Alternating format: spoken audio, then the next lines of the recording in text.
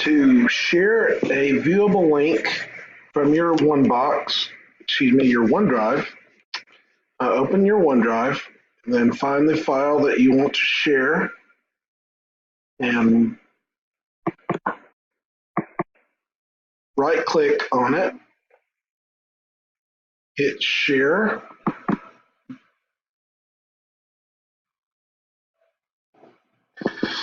It says anyone with a link can view and edit. You do not want anyone to be able to edit it. You just want them to be able to view it. So let's do this again. Right click, share, click on the down arrow and unclick allow editing.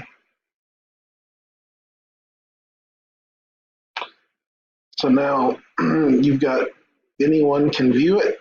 Hit apply,